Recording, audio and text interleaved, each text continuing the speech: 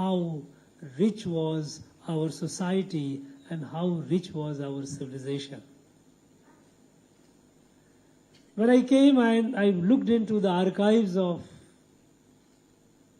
our state archives, and it is very rich. We have documents since 1650. In 1821, there was a governor here who had conducted a survey of educational status in Madras Presidency. How was the status of education? He got report from all the district collectors. Altogether at that point of time, in entire Madras Presidency, which means our major part of Kerala, entire Karnataka, Andhra, Telangana, part of Maharashtra, part of Odisha, these all constituted Madras Presidency. There were 16 collectors. And the report that the collectors sent are very revealing. The number of schools and colleges, the number of students, the subjects which were being taught at that point of time in our schools and colleges, they are all documented. And those of you who are not aware may be happy to know that among the books prescribed in the schools and colleges, Tiruvasakam was one of the books which was taught. But then they gradually killed the native institutions, because the native colleges and schools were run by community, by the community assets, by the society. They took away the land and with heavy taxation, and these institutions gradually perished, disappeared. They substituted these institutions with English education. And so, by the time they left in 1947, the country was largely illiterate. Similar was the position in Bengal Presidency. Similar was the position in Bombay Presidency. There were 3 presidencies together constituted the whole of India. Our country was illiterate, very few. Literacy was in single digit. At that point of time, the major challenge was to spread education. And it was beyond the capacity of the government of the time to do this work on their own, because government did not have the resources, government didn't have the capacity. We were very young, nascent, newly born country. And at that point of time, it was the people in the society, good people, people steeped in a sense of responsibility towards the society, that they came forward and they set up the institutions. And one of them, the great person, was Madurai Thiagarajar, who set up this institution. He set up this institution for the spread of education, higher education, for the people who were deprived, the people who were poor. He did not set up this institution for profit, for commercial purpose. It was pure an act of charity, a commitment towards the society. He was a greatly Dharmic person. And you know, in Dharma, our Sanatana Dharma, a person is supposed to have in life 4 goals: Dharma, Artha, Kama, Moksha. Dharma is the way of life. We have to right from the beginning, a right responsibility towards oneself, towards the family, towards the society, towards the Rashtra, towards the environment. Artha is creating wealth. Creating wealth was the responsibility of every person, but creating wealth not only for oneself, not only for one's family, but for the society. And karma was to fulfill the legitimate desire of oneself and the desire of the society. And of course the moksha was the ultimate aim. All these led to that. So what Karamuthu Thiagaraj Chettiar did was a dharmic act. He fulfilled his dharmic responsibility. He was a very successful person in his enterprise, but he did not keep his wealth only for himself or his family. He put it for the cause of the society. At that point of time, today we often say that our Tamil Nadu, our state, is among the front-ranking state in education. The credit goes to a person like him who started institutions at a time when there was hardly any. And at that point of time there were other such good people who came, dharmic people who came and set up several institutions, and we have example of it. Today we have Algappa University, we have Dinamalar University, we have so many. They were all set up not by the government. They were all set up by people, good people, who thought it was their dharmic responsibility to do something good for the society at large. It's not like what we have today. Today we set up institutions largely. There are good people even today. But largely our institutions is set up for commercial purpose. It has become a business making money. We have all read in the newspaper how more than half the engineering colleges in our state, they have fake faculties. One professor teaching record of 30 colleges. How is it possible? Look at the fate, how we are playing with the future of our people. The students, those who are coming out as engineers. Painful. Look at the contrast on the one side. On the one hand, we had people like Karamuthu Thiagarajar Chettiar, who gave his wealth for the good of the society, who gave away his wealth so that others, deprived and marginalized people, could have easy access to higher education. And I am happy and glad that the tradition that he set up, the subsequent 2 generations have carried it. I had the occasion to meet on a couple of occasions Mr. Kannan, who was here. We lost him and I was shocked. My wife was shocked. I was shocked when we got the news because we thought it was too early. It was too early for God to have taken him away from us. A very, very pious soul who continued the tradition set up by his father. And now the 3rd generation is carrying it forward. Now this institution is such that brought me, or else I don't go to many institutions. But this institution is something which touched my heart because it started at a time for a cause.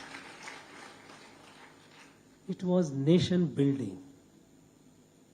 And this institution, the way the credit goes to the professors, the management, that it has continued growing in a stature. be it in NIRF ranking, National Institution ranking framework. I believe it is now 18th. I had the privilege to felicitate this college at Raj Bhavan, because there are not many. Those who came within top 20, I had organized a felicitation program at the Raj Bhavan, and this college was one among them. In NAC, accreditation, it has acquired the highest grade, A++. Now, these are things that make you feel so proud and happy that this institution is producing good, capable citizens. And not just citizens who are educated, intellectually enriched, but also rooted in the Dharmic tradition.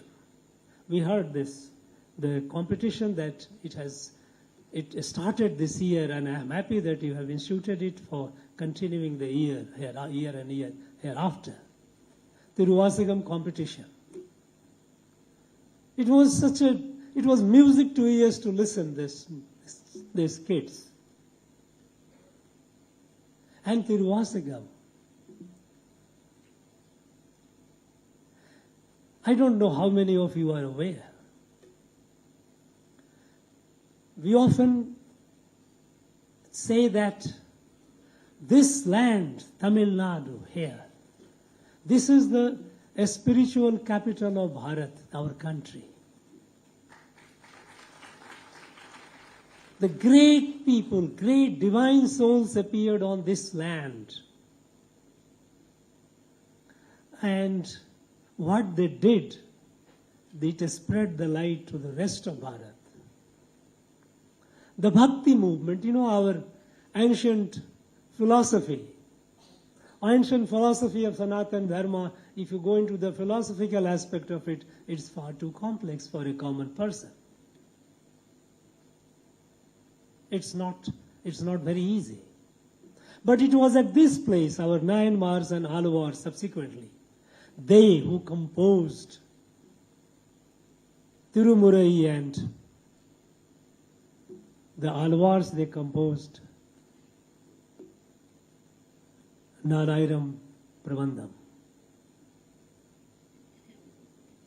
The bhakti, the pure devotion,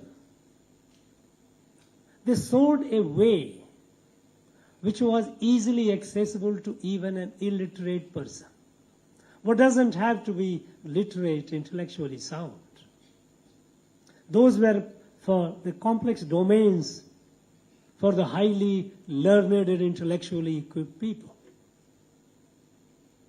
But far easier access to the same divine through bhakti originated from this land, and it is spread all over the country. I as a small young student, we used to learn there, whenever they used to teach us the bhakti literature, they used to say, the bhakti, you may not understand this, they used to say in Hindi, bhakti upazi dravidi laye Ramanand, means bhakti originated in the land of Dravid, this land of Tamilgam, and from here, Ramanand was a great devotee of Ramanujacharya, who carried it to the north.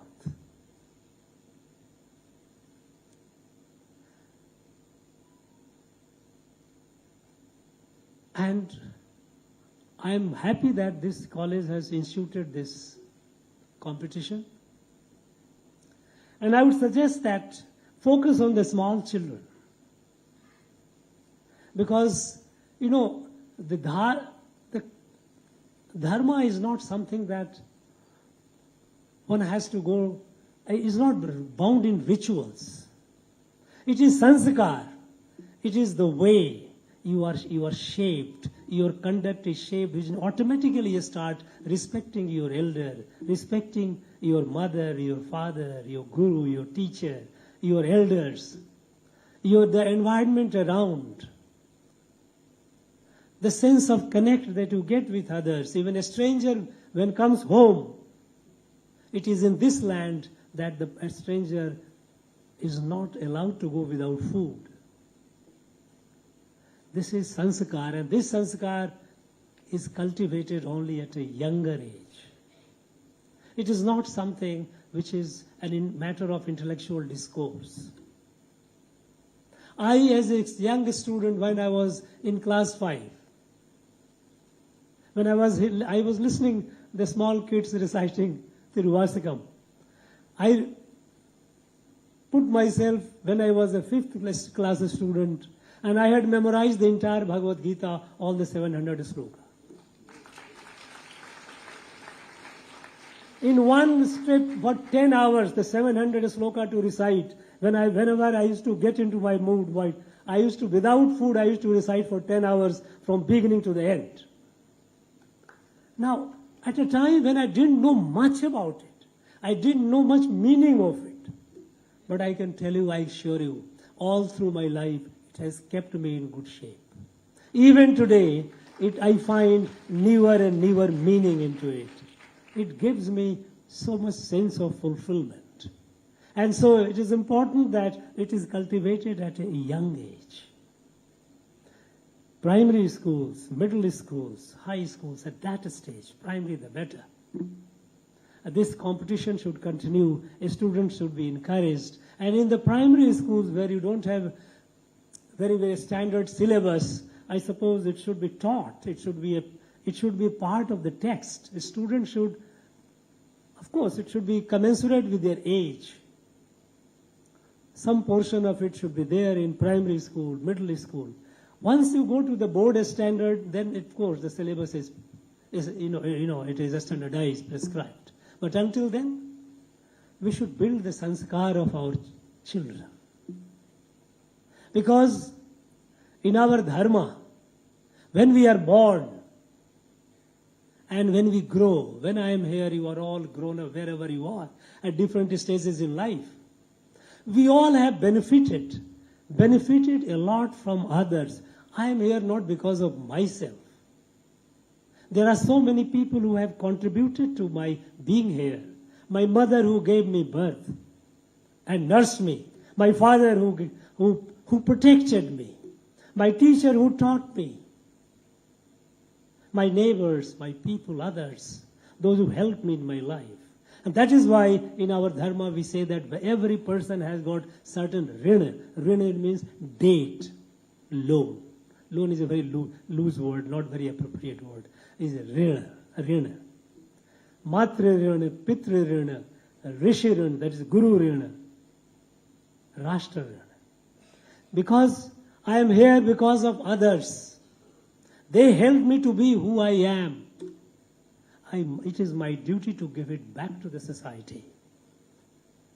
In whatever way I can, I must. It was with that sense that Karmato, Thiagarajar Chettiar, did what he did. And his succeeding generations have been doing in that spirit. That spirit has to be kept alive. Especially at a time when we are all driven by consumerism. The modern technology, modern education, modern thinking, it is taking us away from our roots. We are becoming rootless. This is not something which we should be proud of. I think we need to be concerned about it. And so it is important that our institution, academic institutions, our schools, because what happened, it was being taught. But over the years, due to politics, it started getting gradually eased out. Somehow people started misinterpreting it. Political concepts, dividing the society. One reason or the other, they changed our curriculum, our syllabus, and today we have become a stranger in our own land. When I see young professionals successful professionals earning lots of tons and tons of money. That when they mention about the places like Sri Rangam, Meenakshi temple and all, for them it has become a tourist destination. No. They do not understand. And their fault is not theirs. Fault is not theirs because they have not been taught. We have not told and taught our children. So I am happy that this institution is doing what must be done. In fact, the other institution should take a cue from it and they should start it. They should do it. I am sure this is the 75th anniversary Platinum Jubilee. You will have many, many jubilees hereafter. You will have centenary. You will have bicentenary. It will have, because this institution, we are in our own country, we had University Nalanda, which lasted for almost about 1,000 years until the foreign invaders came and destroyed it. We have institution in Europe, Cambridge, Oxford, Edinburgh. They have been for several hundred years.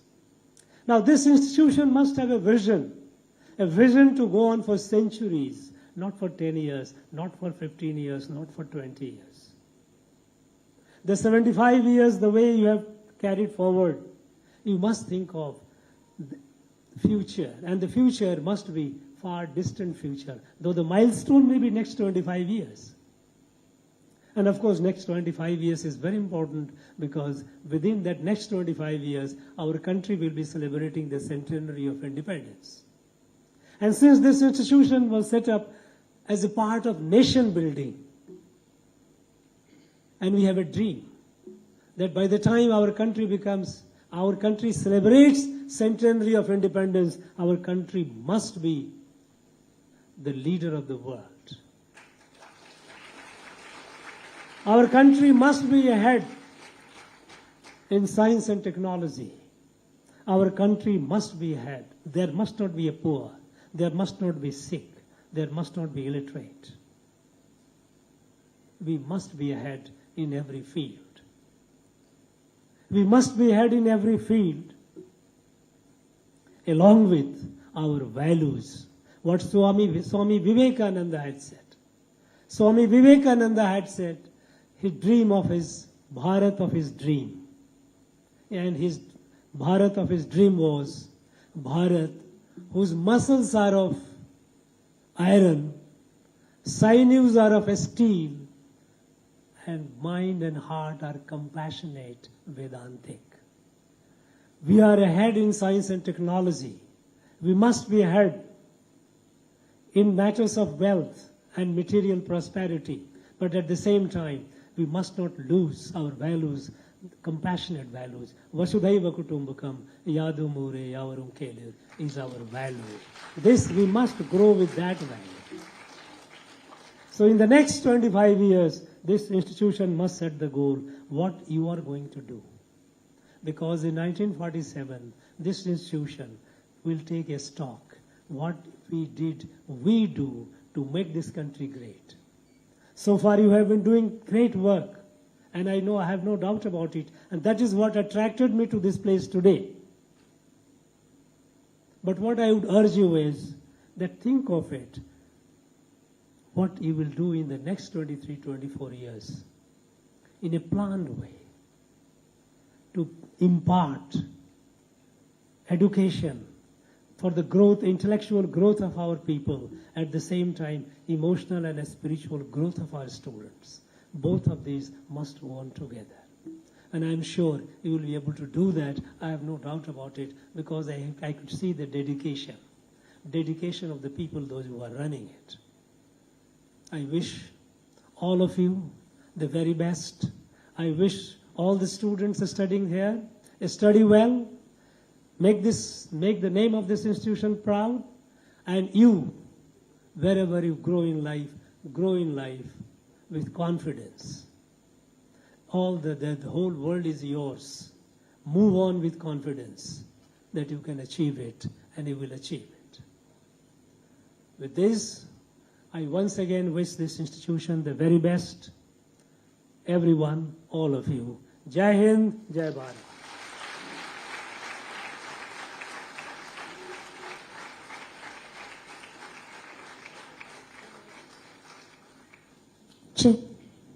We are extremely honored to have you in our midst, sir. Thank you for the wonderful speech.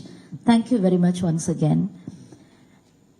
மனத்தை கொள்ளை கொண்ட இந்த விழாவின் நிறைவு தருணத்தை எட்டியிருக்கிறோம். திருவாசகம் முருக வைத்தது, தேனாய் இனித்த தமிழும் சேர்ந்து அரங்கத்தை மயங்க வைத்தது.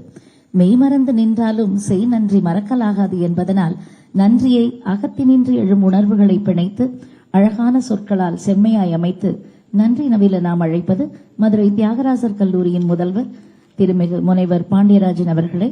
I would like to invite Dr. Pandiyarajan to present the vote of thanks, please. Today is an important day in the history of our college.